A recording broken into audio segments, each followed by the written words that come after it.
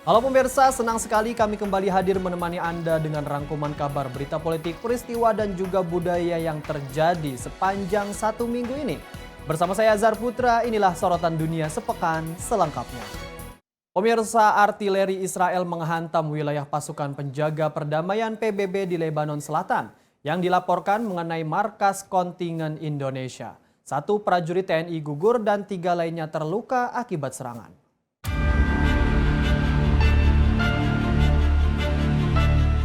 Serangan terjadi di basis Unifil yang terletak di Outsit Al-Qusayr, Lebanon Selatan. Tembakan artileri dilaporkan menghantam area markas kontingen Indonesia. Terdapat 1 prajurit TNI meninggal dunia, 1 personel mengalami luka berat, dan 2 lainnya luka ringan. Seluruh korban saat ini telah mendapatkan penanganan medis sesuai prosedur yang berlaku. Saat insiden berlangsung, para pasukan segera mengambil perlindungan di dalam bunker untuk menghindari serangan lanjutan. Helikopter diterjunkan untuk mengevakuasi korban luka ke lokasi yang lebih aman untuk mendapatkan perawatan medis. Hingga saat ini, pihak Unifil masih melakukan proses klarifikasi terkait insiden yang menyasar kontingen Indonesia. Mabes TNI juga akan menyampaikan informasi lebih lanjut dan perkembangan terbaru terkait peristiwa ini. Tim redaksi Simpo TV melaporkan. Pemirsa, rekaman CCTV menunjukkan detik-detik serangan udara yang menghantam wilayah Beirut Selatan, Lebanon. Serangan tersebut menyebabkan korban jiwa dan luka di tengah memanasnya konflik antara Israel dan juga Hizbullah.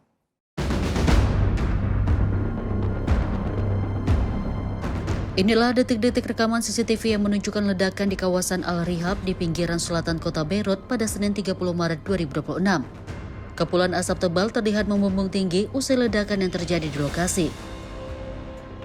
Kementerian Kesehatan Lebanon melaporkan serangan udara yang disebut dilakukan Israel ini menyebabkan 1 warga sipil tewas dan 17 orang lainnya terluka.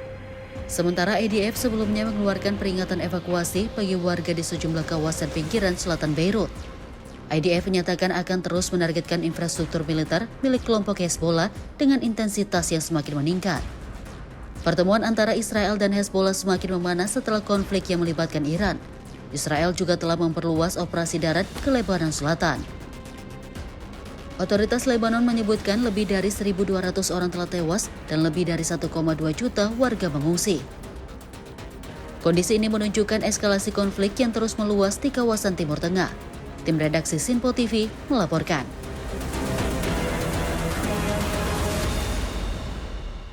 Pemirsa, Perserikatan Bangsa-Bangsa mengutuk serangan yang menyebabkan korban jiwa di kalangan pasukan penjaga perdamaian Indonesia di Lebanon. Insiden tersebut terjadi dalam 2 kejadian terpisah yang menyasar konvoi dan juga pangkalan pasukan PBB. We also remain seriously concerned about several aggressive behaviors incident against Unifil peacekeepers in the past couple of days. All acts that endanger the peacekeepers must stop. And all actors must adhere to their obligations to ensure the safety and security of the peacekeepers at all times.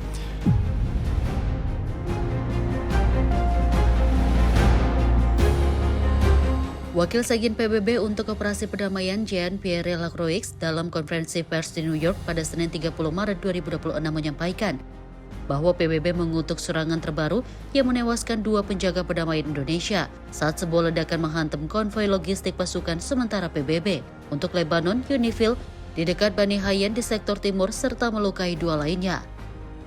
Sehari sebelumnya, seorang penjaga perdamaian Indonesia lainnya meninggal dunia akibat ledakan di dalam pangkalan Unifil di Et Taibe, juga di sektor timur, sementara 1 lainnya mengalami luka kritis dan telah dievakuasi di Beirut. Ia menambahkan bahwa Unifil sedang melakukan investigasi untuk menentukan sebab kematian tersebut. PBB juga menyerukan perlindungan terhadap seluruh personil penjaga perdamaian yang bertugas di wilayah konflik. Unifil is investigating these incidents to determine the circumstances of these tragic developments. We also remain seriously concerned about several aggressive behaviors incident against Unifil peacekeepers in the past couple of days. All acts that endanger the peacekeepers must stop, and all actors must adhere to their obligations to ensure the safety and security of the peacekeepers at all times. Our peacekeepers remain on the ground, carrying out Security Council mandated tasks in these extremely dangerous conditions. You can imagine that they are constrained in what they do, but they continue to do. Tim redaksi Sinpo TV melaporkan. Kedutaan Besar Republik Islam Iran mengecam keras serangan Israel yang menewaskan 1 prajurit TNI yang bertugas di bawah UNIFIL. Penargetan terhadap penjaga perdamaian merupakan pelanggaran serius terhadap hukum internasional. Kedutaan Besar Republik Islam Iran merespon terkait wafatnya seorang prajurit penjaga perdamaian Indonesia yang bertugas di bawah UNIFIL. Sebelumnya, Kedutaan Besar Republik Islam Iran menyampaikan bela sungkawa yang sedalam-dalamnya kepada pemerintah dan rakyat Indonesia atas kejadian tragis tersebut. Pihaknya dengan tegas mengutuk tindakan tersebut yang merupakan akibat langsung dari agresi berkelanjutan Israel dan didukung dari keterlibatan Amerika Serikat. Kedutaan Besar Republik Islam Iran menegaskan bahwa penargetan terhadap penjaga perdamaian merupakan pelanggaran serius terhadap hukum internasional. Tim redaksi Sinpo TV melaporkan. Pemirsa, upacara penghormatan digelar di Beirut, Lebanon untuk 3 prajurit TNI yang gugur saat menjalankan misi perdamaian PBB UNIFIL di Lebanon Selatan. Prosesi ini menjadi bentuk penghormatan terakhir sebelum jenazah dipulangkan ke Indonesia untuk dimakamkan secara militer.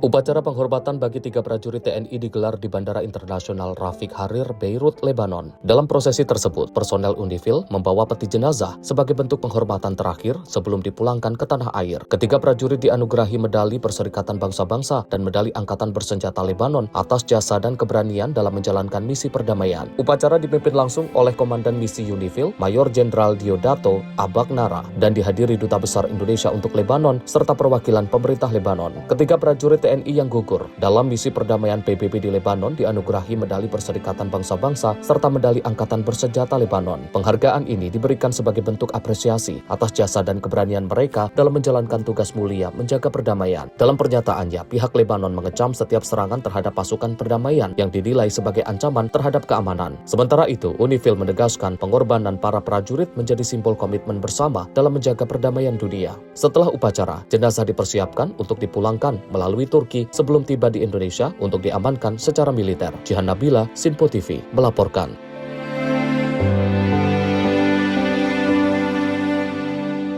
Serangan militer Amerika Serikat dilaporkan menghantam kota Isfahan menyebabkan ledakan besar dan bola api yang menerangi langit malam.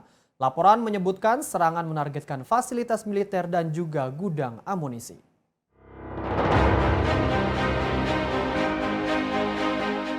Rekaman saksi mata menunjukkan ledakan dahsyat terjadi disertai api besar dan kepulan asap tebal yang terlihat dari berbagai titik di kota. Kota Isfahan diketahui merupakan salah satu wilayah strategis yang menjadi lokasi pangkalan militer serta fasilitas terkait program nuklir Iran. Laporan menyebutkan serangan menargetkan fasilitas militer dan gudang amunisi dengan penggunaan bom berdaya hancur tinggi yang memicu ledakan sekunder besar. Hingga kini belum ada konfirmasi resmi terkait skala kerusakan yang ditimbulkan pasca serangan maupun jumlah korban jiwa akibat serangan tersebut. Serangan ini merupakan bagian dari rangkaian operasi militer yang terus meningkat sejak akhir Februari lalu antara Amerika Serikat, Israel, dan juga Iran. Para analis menilai targeting terhadap fasilitas strategis di Isfahan dapat memberikan dampak besar terhadap kapabilitas militer Iran, namun juga meningkatkan risiko konflik yang lebih luas di kawasan sekitar akibat respon balasan militer Iran. Hingga kini situasi keamanan di Timur Tengah masih tegang dengan adanya potensi eskalasi lanjutan yang masih terbuka. Tim redaksi Sinpo TV melaporkan.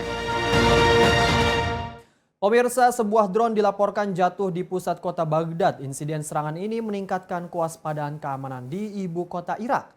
Drone tersebut langsung diamankan oleh aparat berwenang.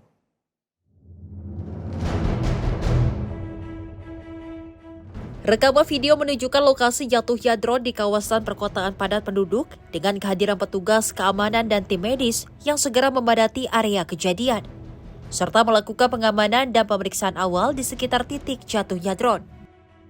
Laporan awal menyebutkan drone tersebut jatuh di salah satu distrik di dalam kota Baghdad dan langsung diamankan oleh aparat berwenang untuk mencegah resiko lebih lanjut. Hingga kini belum ada informasi resmi mengenai asal-usul drone tersebut maupun kemungkinan keterkaitannya dengan aktivitas militer atau kelompok tertentu. Sejumlah insiden serupa terjadi sebelumnya menunjukkan bahwa drone semakin sering digunakan dalam konflik di kawasan, baik sebagai sarana serangan maupun untuk misi pengintaian. Pihak berwenang masih terus melakukan penyelidikan mendalam terkait insiden ini untuk mengetahui penyebab dan tujuan drone tersebut serta mengidentifikasi pihak yang bertanggung jawab atas insiden tersebut.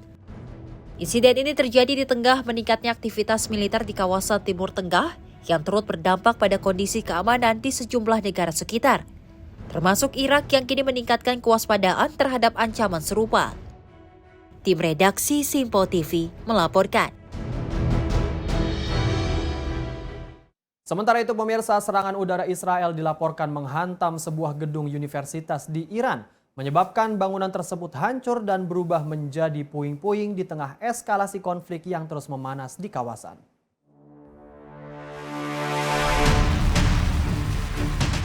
Laporan yang beredar menunjukkan kondisi gedung kampus yang rata dengan tanah, dengan puing-puing berserakan serta asap masih terlihat membumbung di lokasi kejadian.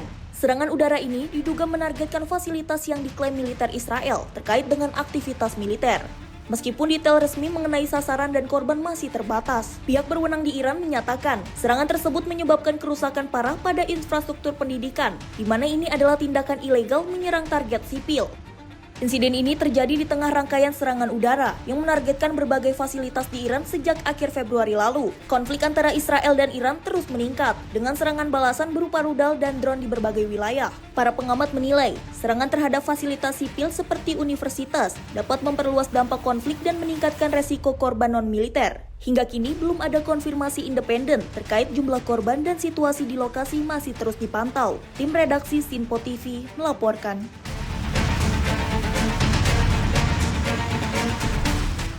Pemirsa, serangan roket militan Lebanon menghantam kota Naharia di utara Israel, mengenai area pemukiman dan memicu kepanikan warga. Sedikitnya 1 orang tewas dan puluhan lainnya terluka akibat serangan tersebut.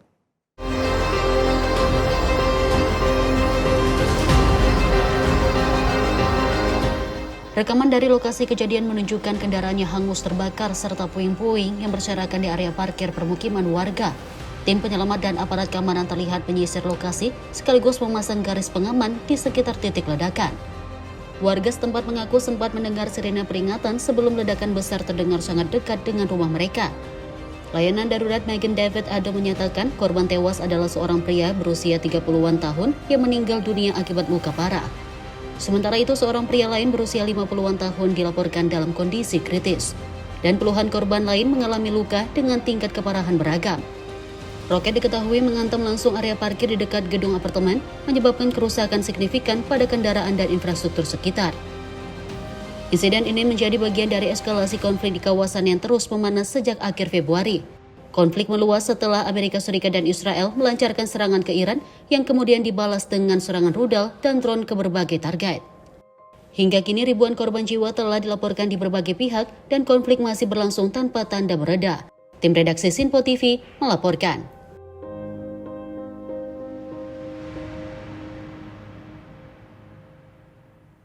Pemirsa, pecahan rudal yang diluncurkan dari Iran dilaporkan menghantam sebuah fasilitas industri di wilayah Israel. Insiden ini menyebabkan kebakaran dan kerusakan pada bangunan. Insiden ini juga terjadi di tengah intensitas serangan yang terus meningkat di kawasan Timur Tengah.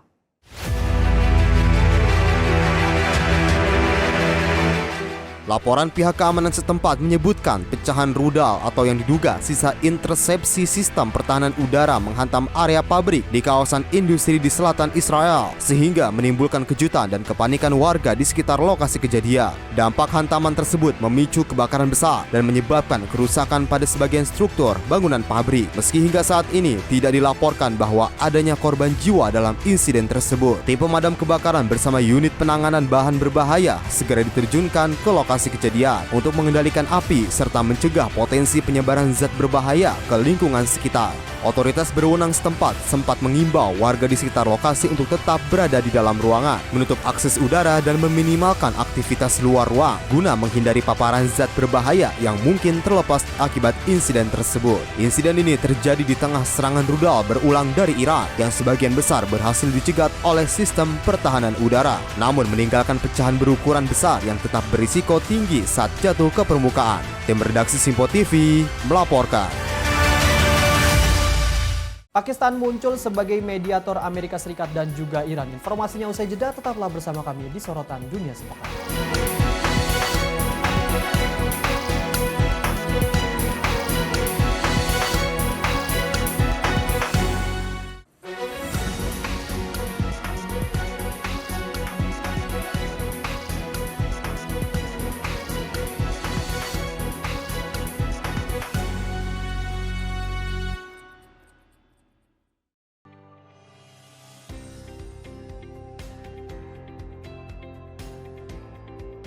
Beragam informasi terbaru hadir menemani Anda sebelum memulai hari. Waktu terbaik dengan rangkaian topik terpilih, dikemas dengan ulasan yang mendalam. Mengangkat isu yang tengah menjadi pembicaraan paling hangat, agar pagi Anda lebih semangat. Jadi pastikan pagi hari Anda lebih bermakna bersama rangkaian berita yang telah kami rangkum untuk Anda. Sembarakan pagi Anda bersama Menyapa Indonesia Pagi. Setiap Senin hingga Jumat pukul 5 pagi. Hanya di Sinpo TV.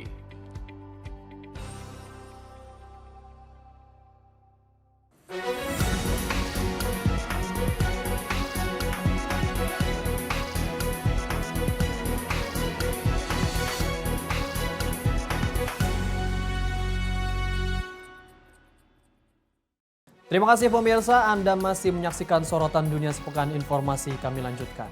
Pemirsa, di tengah meningkatnya ketegangan antara Amerika Serikat dan Iran, Pakistan muncul sebagai pihak penengah. Dengan upaya diplomasi ini bertujuan untuk membangun jalur komunikasi dan meredam konflik yang sedang berlangsung.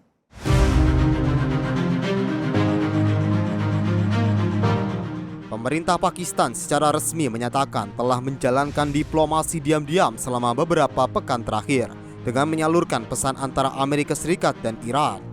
Islamabad disebut siap menjadi tuan rumah untuk perundingan langsung antara kedua negara. Meski hingga kini belum ada konfirmasi resmi dari kedua negara terkait pertemuan tersebut. Peran ini dinilai muncul karena Pakistan memiliki hubungan diplomatik yang cukup baik dengan kedua belah pihak, serta posisi geografisnya yang berbatasan langsung dengan Iran. Selain itu, negara ini juga memiliki kepentingan besar dalam menjaga stabilitas kawasan, terutama terkait pasokan energi dan kondisi ekonomi domestik. Para analis menilai upaya mediasi ini berkontribusi menahan eskalasi lebih lanjut, di mana kedua belah pihak masih menunjukkan sinyal menjaga ruang diplomasi. Sebelumnya, peran mediator dalam konflik serupa lebih sering dipegang negara-negara Teluk. Namun dalam kondisi terkini, Pakistan dinilai memiliki posisi strategis untuk menjembatani komunikasi. Hingga kini, proses diplomasi masih terus berlangsung dan menjadi harapan untuk meredakan ketegangan di Timur Tengah serta stabilitas global.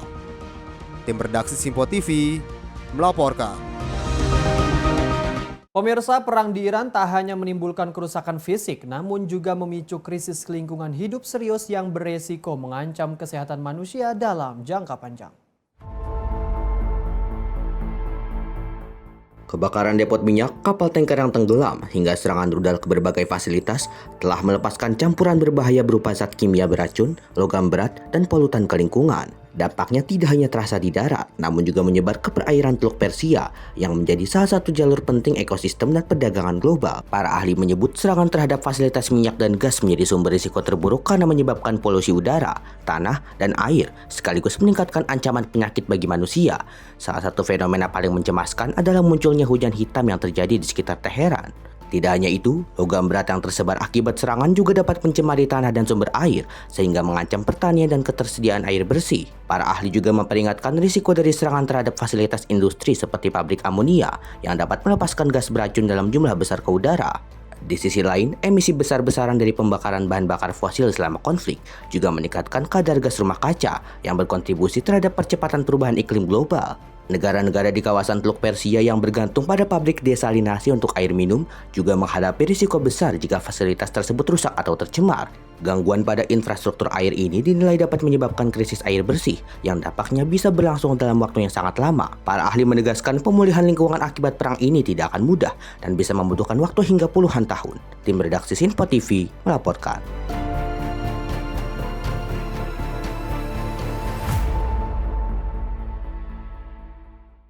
Iran mendesak negara-negara di kawasan Timur Tengah untuk mengusir pasukan Amerika Serikat.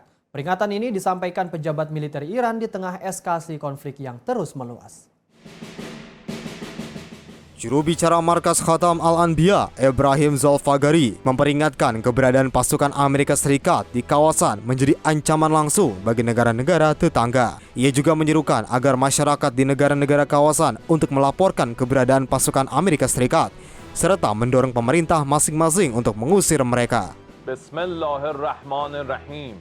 با توجه به اینکه همه پایگاه‌های آمریکا در منطقه از بین رفته است، فرماندهان و سربازان آمریکا فرار و در مخفیگاه‌های خارج از پایگاه‌ها پناه گرفتند و ما به دنبال آنها می‌گردیم. از مردم کشورهای منطقه می‌خواهیم محل اختفای آنها را گزارش کنند و همزمان برای امنیت خود اخراج آمریکایی‌ها را از منطقه خواستار شوند. و من نصر الا من عند الله العزیز الحکیم. Pernyataan ini muncul setelah Presiden Amerika Serikat Donald Trump mengklaim sedang ada pembicaraan dengan Iran terkait kesepakatan 15 poin untuk mengakhiri konflik. Namun, pihak Teheran membantah adanya negosiasi tersebut. Konflik Iran dengan Amerika dan Israel kini meluas dengan keterlibatan kelompok Hezbollah di Lebanon.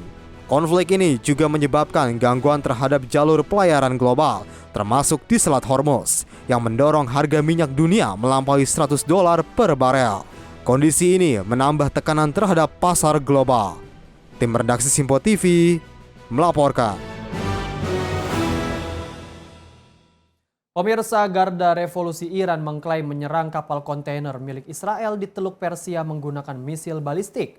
Serangan disebut sebagai bagian dari gelombang serangan terhadap target Amerika Serikat dan juga Israel. Garda Revolusi Iran menyatakan telah menargetkan kapal kontainer bersama Express Halom yang diklaim terkait dengan Israel dalam serangan misil balistik di Teluk Persia. Serangan tersebut disebut sebagai bagian dari gelombang ke-88 yang menyasar basis dan aset Amerika Serikat di kawasan Asia Barat serta target Israel.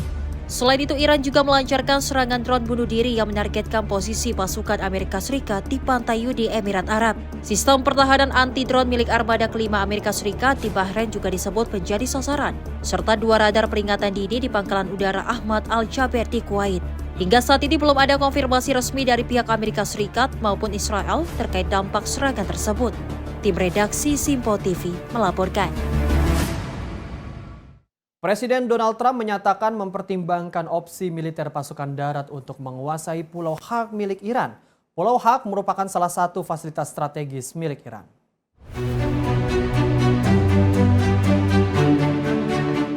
Pulau Hark merupakan salah satu fasilitas strategis milik Iran yang menjadi pusat utama ekspor minyak Iran dan menangani sebagian besar pengiriman minyak negara tersebut ke pasar global. Dalam pernyataannya, Presiden Donald Trump menyebut Amerika Serikat memiliki banyak opsi, termasuk mengambil alih pulau tersebut, meski ia juga menegaskan keputusan akhir belum ditentukan.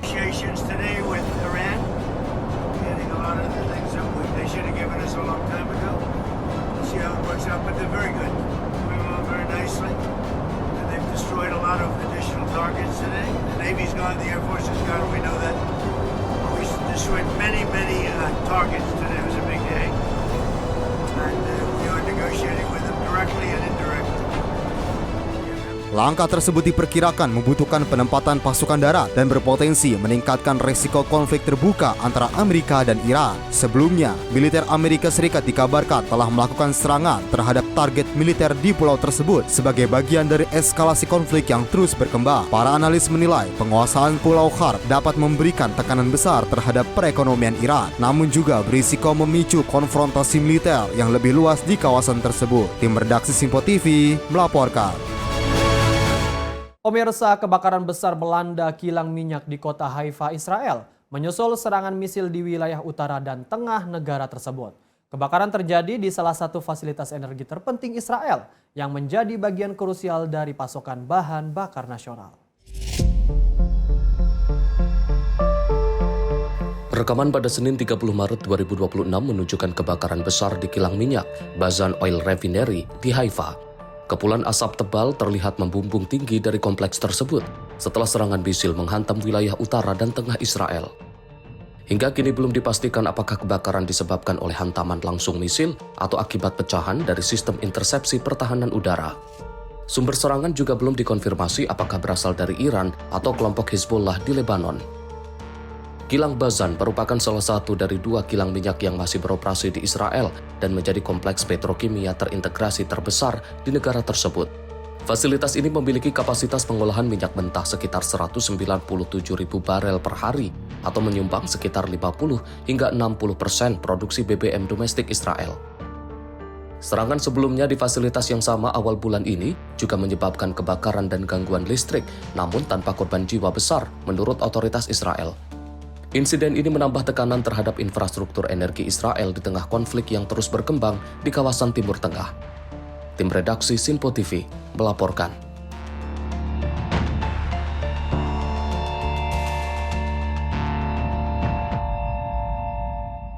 Pemirsa, serangan drone yang diduga dilancarkan Iran menghantam Bandara Internasional Kuwait dan memicu kebakaran besar. Insiden ini menambah daftar serangan terhadap infrastruktur vital negara sekitar di tengah memanasnya konflik di kawasan Timur Tengah. Laporan pemerintah setempat menunjukkan kepulan asap tebal membumbung tinggi dari area bandara setelah serangan tersebut terjadi. Otoritas penerbangan Kuwait menyebut sejumlah drone berhasil dicegat oleh sistem pertahanan udara, namun satu di antaranya menghantam tangki bahan bakar dan menyebabkan kebakaran. Tim pemadam kebakaran segera diterjunkan ke lokasi untuk mengendalikan api dan mengamankan area sekitar. Sementara itu, otoritas menegaskan tidak ada korban jiwa dalam insiden ini, meski kerusakan material dilaporkan terjadi. Serangan ini terjadi di tengah meningkatnya ketegangan regional, menyusul rangkaian aksi saling balas antara Iran, Amerika Serikat, dan Israel. Insiden di Kuwait ini juga memperlihatkan betapa luasnya dampak konflik yang kini menyasar infrastruktur sipil dan energi di berbagai negara Teluk.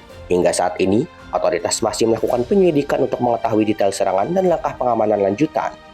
Tim redaksi Simpo TV melaporkan.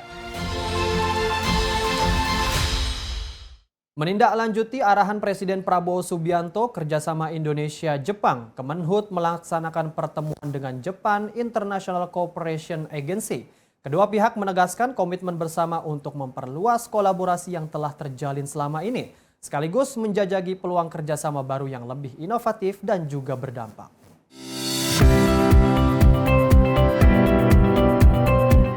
Menindaklanjuti arahan dari Presiden Prabowo Subianto untuk meningkatkan hubungan kerjasama bilateral antara Indonesia dan Jepang, Kementerian Kehutanan Republik Indonesia melaksanakan pertemuan dengan Japan International Cooperation Agency pada Senin 30 Maret 2026.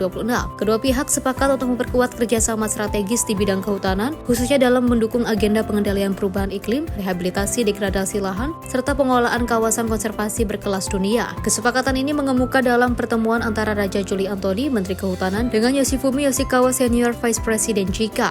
I just attended what's so-called Indonesian-Japan Business Forum. Mr. President Prabowo delivered his remark, and it is very clear that his administration strongly committed to continue any form of collaboration.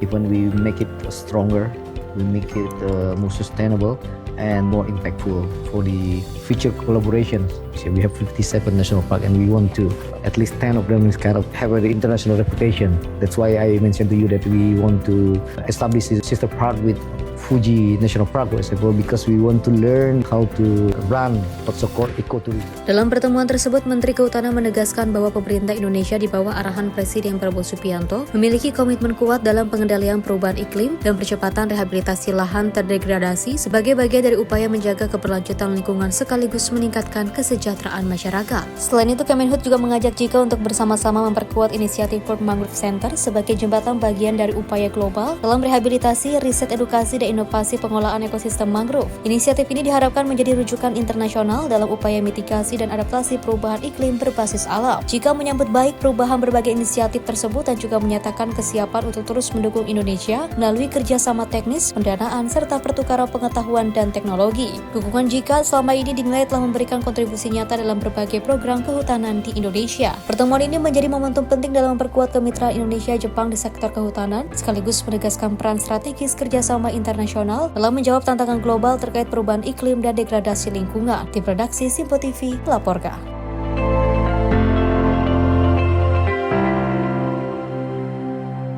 Wakil Ketua Komisi 6 DPR Andre Rosiade merespon perihal 2 kapal Pertamina milik Indonesia yang masih berada di Teluk Arab karena belum bisa melintas di Selat Hormuz Iran. Andre menyebut bahwa saat ini proses yang berlangsung hanya terkait administrasi saja dan kapal Indonesia akan segera diizinkan melintas di perairan Selat Hormuz. 2 kapal Pertamina milik Indonesia dikabarkan masih berada di Teluk Arab dikarenakan belum bisa melintas di Selat Hormuz, Iran. Menanggapi hal ini, Wakil Ketua Komisi 6 DPR, Andre Rosiade, mengatakan situasi tersebut bukanlah masalah yang serius. Andre menyebut tertahannya 2 kapal Pertamina itu hanya persoalan proses administrasi saja. Dirinya berharap setelah proses administrasi selesai, 2 kapal Pertamina dapat diberikan izin untuk melintas Selat Hormuz menuju ke Indonesia. Ya, ini sedang proses ya. Jadi informasi yang kami dapatkan ini sedang proses. Insya Allah Indonesia akan termasuk negara-negara yang lain ya, kapal kita akan segera lepas dari Selat Hormuz. Jadi tidak ada masalah, tinggal soal proses administrasinya saja. Dari Jakarta, Fahrizal Davariskiano, Sinpo TV melaporkan. Ratusan warga di Beirut mengikuti prosesi pemakaman untuk menghormati 3 jurnalis yang tewas dalam insiden serangan udara yang dilakukan militer Israel di selatan Lebanon.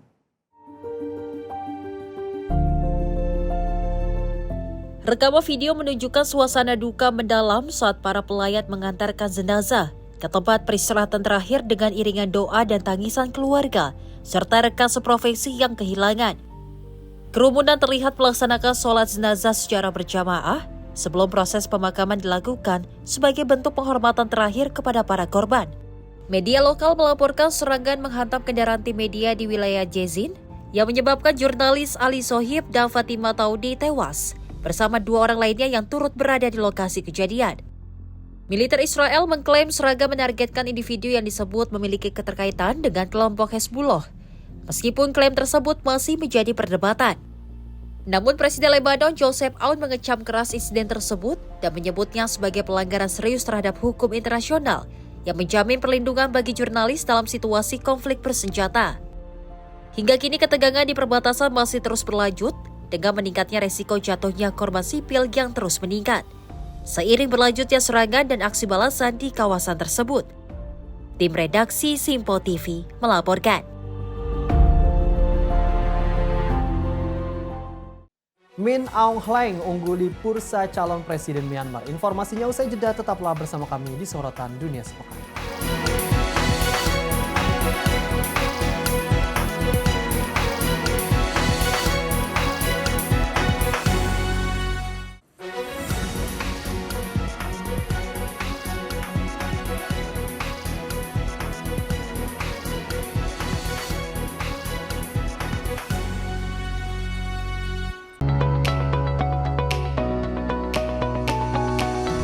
Kami hadir menyapa malam Anda dengan sajian yang menarik dan ulasan yang mendalam sepanjang hari. Akhiri aktivitas Anda dengan berbagai perkembangan peristiwa yang terjadi sepanjang hari. Disajikan secara lugas dan berkualitas sebagai refleksi perjalanan hari Anda. Sepanjang hari, berbagai informasi penting nasional dan mancanegara terus bergerak dan berkembang. Kami merangkum untuk Anda sebagai ikhtisar akhir hari dalam Menyapa Indonesia Malam setiap Senin hingga Jumat hanya di Sinpo TV.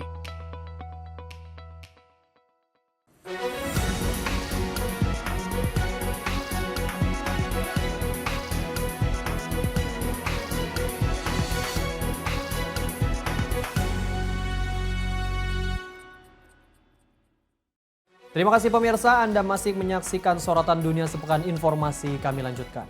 Pemirsa, Parlemen Myanmar menetapkan sejumlah kandidat calon presiden untuk pemilihan pemimpin selanjutnya. Min Aung Hlaing menjadi kandidat terkuat bakal calon presiden dalam proses pemilihan yang akan digelar dalam waktu dekat.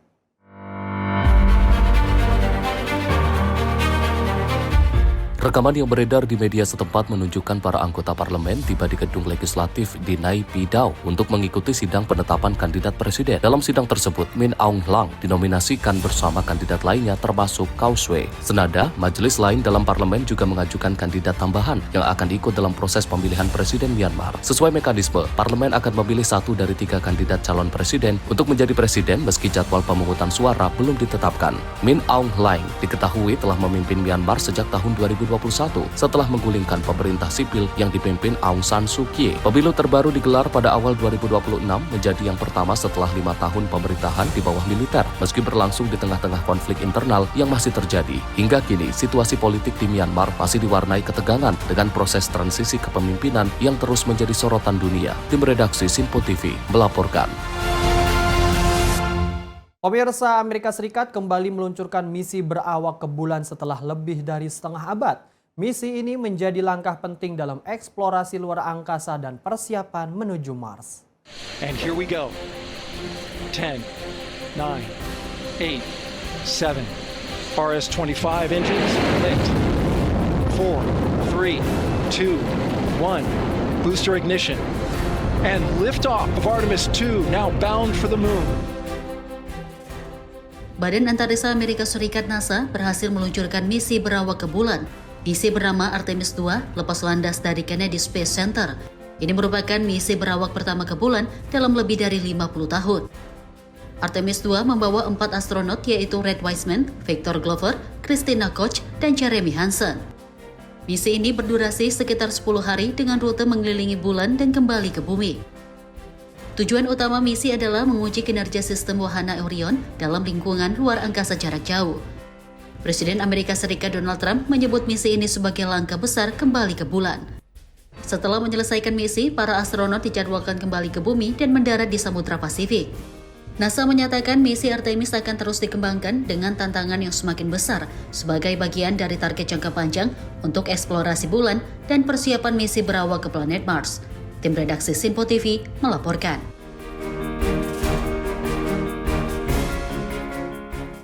Mahkamah Agung Amerika Serikat dijadwalkan akan mendengarkan argumen terkait kebijakan kewarganegaraan berdasarkan kelahiran yang dikeluarkan oleh Presiden Donald Trump.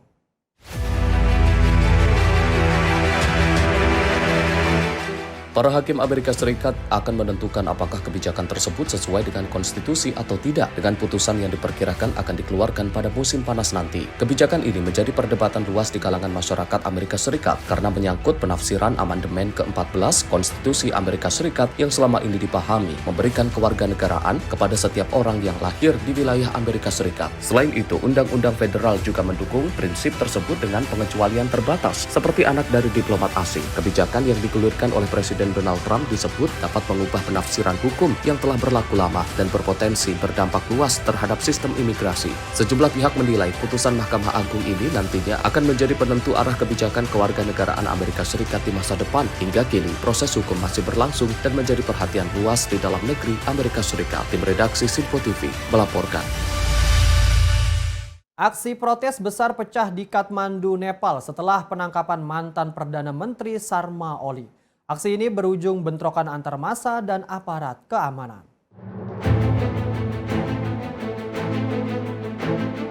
Rekaman video menunjukkan ratusan pengunjuk rasa turun ke jalan dan terlibat aksi saling dorong serta lempar dengan aparat kepolisian. Petugas keamanan terlihat menggunakan kekuatan untuk membubarkan massa yang memadati sejumlah titik di ibu kota. Aksi ini dipicu oleh penangkapan mantan Perdana Menteri yang diduga terkait dengan penanganan protes besar pada tahun sebelumnya. Pihak berwenang menyatakan penangkapan dilakukan sebagai bagian dari penyelidikan atas kematian puluhan orang dalam gelombang protes yang terjadi pada 2025. Penangkapan ini memicu kemarahan para pendukungnya yang menilai langkah tersebut bermotif politik. Sejumlah pengunjuk rasa terlihat memblokir jalan dan membakar ban hingga memicu ketegangan dengan aparat. Polisi dilaporkan melakukan tindakan represif berupa penahanan terhadap beberapa orang demonstran untuk mengendalikan situasi yang semakin memanas. Insiden ini menjadi bagian dari gelombang ketegangan politik di Nepal setelah pergantian pemerintah dan upaya penegakan hukum terhadap pejabat lama. Hingga kini, situasi keamanan masih dalam pengawasan ketat dan potensi akan lanjutan masih terbuka. Tim redaksi Sinpo TV melaporkan. Pemirsa, Bangladesh menghadapi wabah campak yang semakin memburuk dengan puluhan anak dilaporkan meninggal dunia. Rumah sakit kewalahan menangani lonjakan pasien di tengah keterbatasan fasilitas perawatan intensif.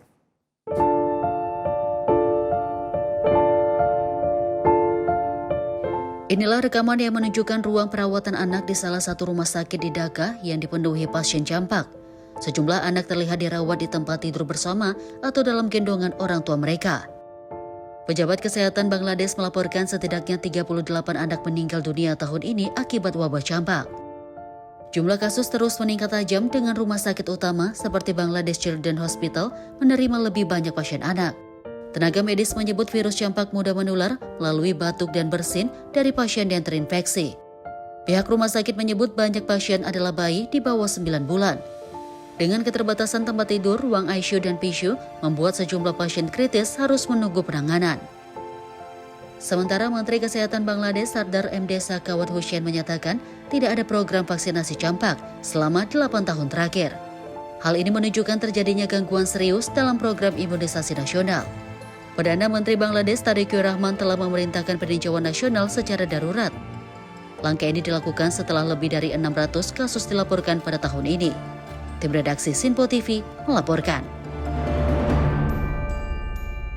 Warga sebuah desa di Bolivia terpaksa menggunakan zipline darurat untuk beraktivitas setelah jembatan penghubung rusak akibat banjir. Kondisi ini membuat warga terisolasi selama berbulan-bulan dan harus menghadapi resiko besar setiap hari.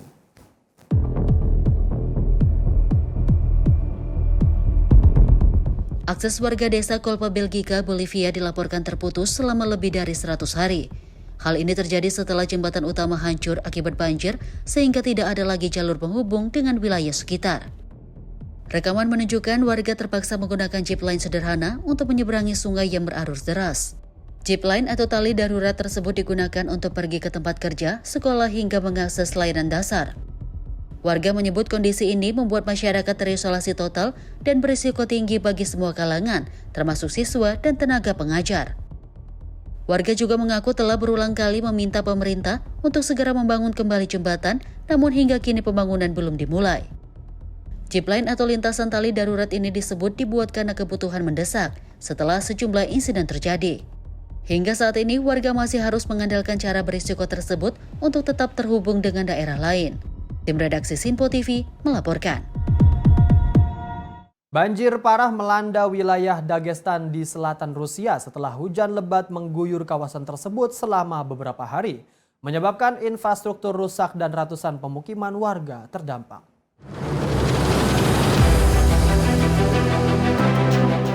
Hujan deras dengan intensitas tinggi yang terjadi dalam waktu cukup lama memicu banjir di sejumlah wilayah yang mengakibatkan meluapnya sungai serta merendam permukiman warga hingga ke sejumlah akses jalan utama. Sebuah jembatan rel kereta dilaporkan ambruk diterjang banjir setelah derasnya arus air menghantam struktur penopang dan melemahkan fondasi jembatan tersebut. Akibatnya akses transportasi terganggu secara signifikan dan distribusi logistik serta mobilitas warga di sejumlah daerah ikut terhambat. Pihak berwenang menyatakan aliran listrik terputus di setidaknya 132 permukiman akibat kerusakan jaringan infrastruktur yang terdampak banjir. Tim penanggulangan bencana telah diterjunkan ke berbagai titik wilayah terdampak untuk melakukan evakuasi warga serta memberikan penanganan darurat bagi korban terdampak. Hingga kini, otoritas setempat masih terus memantau perkembangan situasi di lapangan serta menghimbau warga untuk tetap waspada terhadap potensi banjir susulan dan cuaca buruk yang masih berlanjut. Tim redaksi Sinpo TV melaporkan.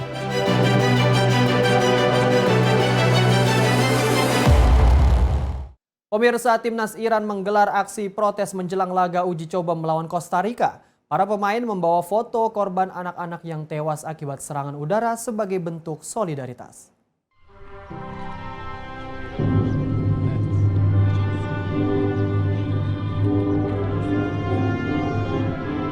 Para pemain Timnas Iran melakukan aksi solidaritas sebelum pertandingan dengan membawa foto anak-anak korban serangan udara. Aksi tersebut terjadi saat Iran menghadapi Kosta Rika dalam laga uji coba di Titanic Mardam Palace Sports Complex Antalya, Turki. Para pemain dan staf pelatih berjalan masuk ke lapangan sambil memegang foto anak-anak, rumah sakit yang rusak, serta bangunan yang hancur. Mereka terus memegang foto tersebut saat lagu kebangsaan diputar. Pertandingan ini turut dihadiri Presiden FIFA Gianni Infantino bersama Duta Besar Iran untuk Turki Muhammad Hasan Habibollahzadeh. Seusai pertandingan, Infantino menegaskan bahwa Iran akan tetap berpartisipasi dalam Piala Dunia mendatang. Ia juga menyebut tim Iran sebagai tim yang sangat kuat dan pertandingan akan berlangsung sesuai jadwal. Pihak kedutaan Iran menyebut aksi tersebut sebagai bentuk tanggung jawab sosial para pemain. Pertandingan berakhir dengan kemenangan telak Iran 5-0 atas Kosta Rika. Laga ini merupakan bagian dari serangkaian pertandingan yang dipindahkan ke Turki dari Yordania. Hal ini dilakukan akibat konflik yang masih berlangsung di kawasan. Tim redaksi Sinpo TV melaporkan. Pemirsa, serangan drone yang diduga dilancarkan Iran menghantam Bandara Internasional Kuwait dan memicu kebakaran besar. Insiden ini menambah daftar serangan terhadap infrastruktur vital negara sekitar di tengah memanasnya konflik di kawasan Timur Tengah. Laporan pemerintah setempat menunjukkan kepulan asap tebal membumbung tinggi dari area bandara setelah serangan tersebut terjadi. Otoritas penerbangan Kuwait menyebut sejumlah drone berhasil dicegat oleh sistem pertahanan udara, namun satu di antaranya menghantam tangki bahan bakar dan menyebabkan kebakaran. Tim pemadam kebakaran segera diterjunkan ke lokasi untuk mengendalikan api dan mengamankan area sekitar. Sementara itu, otoritas menegaskan tidak ada korban jiwa dalam insiden ini, meski kerusakan material dilaporkan terjadi. Serangan ini terjadi di tengah meningkatnya ketegangan regional, menyusul rangkaian aksi saling balas antara Iran, Amerika Serikat, dan Israel. Insiden di Kuwait ini juga memperlihatkan betapa luasnya dampak konflik yang kini menyasar infrastruktur sipil dan energi di berbagai negara Teluk. Hingga saat ini, otoritas masih melakukan penyelidikan untuk mengetahui detail serangan dan langkah pengamanan lanjutan. Tim redaksi Sinpa TV melaporkan. Pemirsa, informasi tadi menutup perjumpaan kita hari ini. Saya Zar Putra, mewakili seluruh rekan kerja yang bertugas mengucapkan terima kasih. Sampai jumpa di pertemuan berikutnya.